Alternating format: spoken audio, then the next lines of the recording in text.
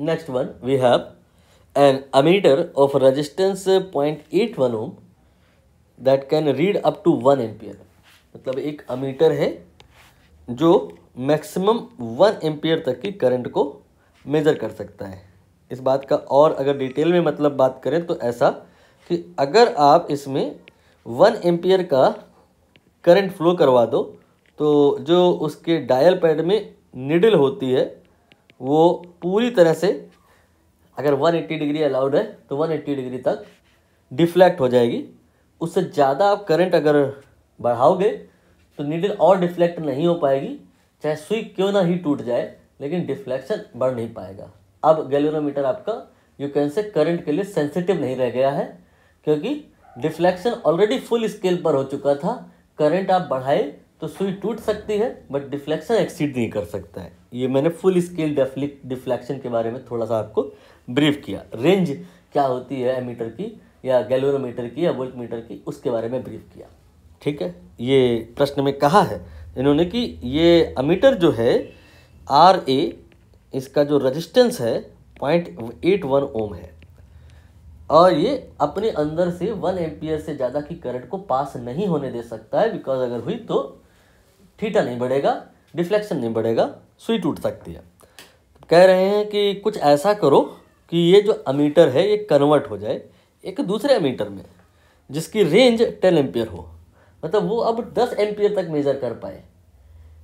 तो यहाँ पे थोड़ा आपको अपने IQ का यूज़ करना होगा कि ये जो डिवाइस है, ये डिवाइस तो अपने अंदर से 1 एम्पियर की से ज़्यादा की करंट नहीं जाने दे सकती है, लेकिन फिर भी आप चाहते हो कि ये 10 एम्पियर तक की करंट मेज़र कर ले।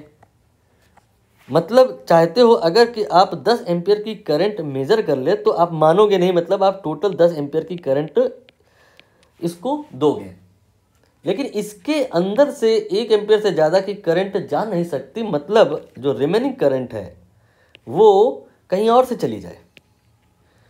तो कहीं और से कहाँ से? एक रेजिस्टेंस आप लगा दो, दूसरा इसके पैरेलल में वो 9 एम्पियर की करंट अपने से होकर के जाने देगा, तो ये भी सेफ रहेगा, इसकी भी सुई नहीं टूटेगी और रेंज 10 एम्पियर हो जाएगी। तो इन्होंने शायद पूछा होगा रिक्वायर्ड शंट कितना होगा। इस पैरेलल में जो लगाया गया रेजिस्टेंस है उसको ही शंट कहते हैं, इसकी वैल्यू कितनी होगी। वर्किंग प्रोसीजर डिक्टो ऐसे ही करना है जैसे इन्होंने किया हुआ है।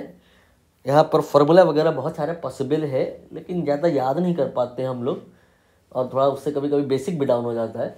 बिना फार्मूले के ही कर लो। फिर यहाँ पे आपको ये समझ आ रहा है कि ये दोनों पैरेलल में है, इजी। तो फिर पैरेलल में क्या चीज़ सेम होती है, V या I?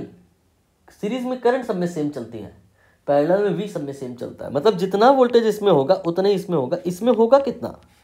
I into R, 1 into 0.81। This is the value of voltage in ammeter without shunt. And shunt में कितना होगा?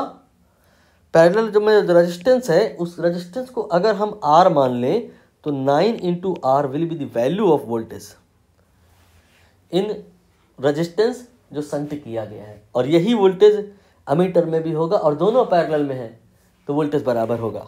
तो 1 into 0.81 definitely will be equal to 9 into R। Rest is calculation जो यहाँ पे की गई है, और फाइनली 0.09 ओम यहाँ पर बी वाला आंसर करेक्ट होगा।